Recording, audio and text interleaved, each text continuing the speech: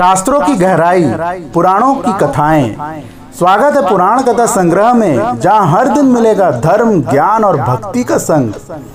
और आज का विषय है सनातन धर्म में भगवान विष्णु के 10 अवतारों को दशावतार कहा गया है। यह अवतार समय समय पर पृथ्वी पर धर्म की स्थापना और अधर्म के नाश के लिए हुए हैं। वामन अवतार भगवान विष्णु का 5वां अवतार है। यह अवतार भगवान ने त्रेता युग में लिया था।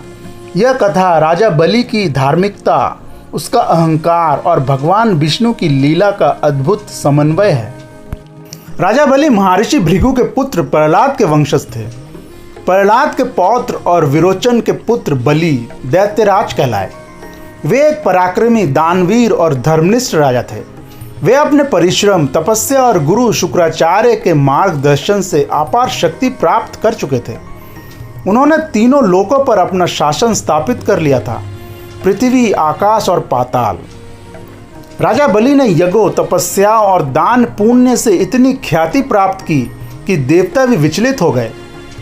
इंद्र और अन्य देवता स्वर्ग से निर्वासित कर दिए गए थे।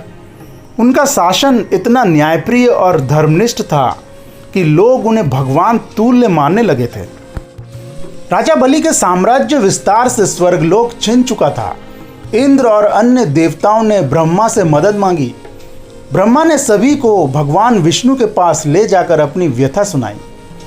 भगवान विष्णु ने देवताओं को आश्वासन दिया कि वे स्वयं धरती पर अवतार लेंगे और राजा बलि की परीक्षा लेकर उसका घमंड चूर कर देंगे।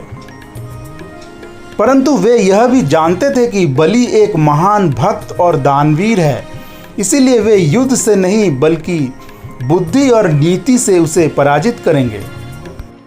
भगवान विष्णु ने ऋषि कश्यप और अदिति के यहाँ वामन रूप में अवतार लिया। यह अवतार एक छोटे ब्राह्मण बालक के रूप में था, सुंदर, तेजस्वी और दिव्य। वामन का अर्थ है बौना, और इसी रूप में वे प्रकट हुए। बालक वामन का स्वरूप सामान्य था, लेकिन उसकी वाणी, तेज और दृष्टि में एक दिव्यता थी। वे तपस्वी, ज्ञानी और विनम्र दिखते थे, परंतु उनकी चाल में एक गूढ़ योजना थी।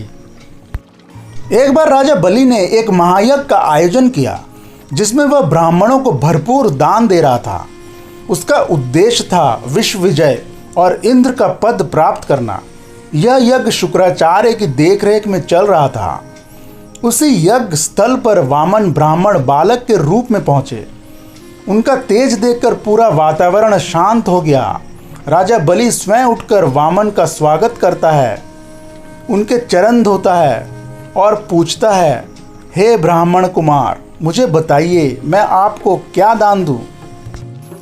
वामन मुस्कुराए और बोले, हे महाबली, मैं अधिक नहीं चाहता, आपसे मात्र 3 पग भूमि चाहता हूँ।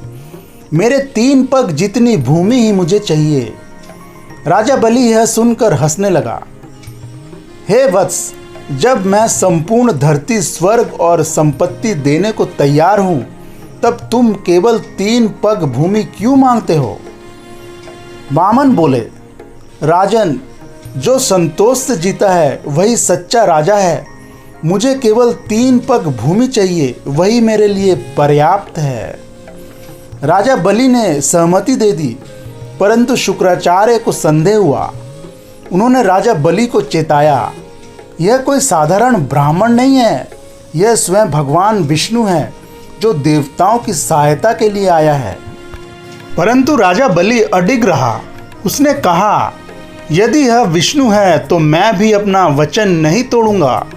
दान देना मेरा धर्म है और मैं उससे पीछे नहीं हट सकता।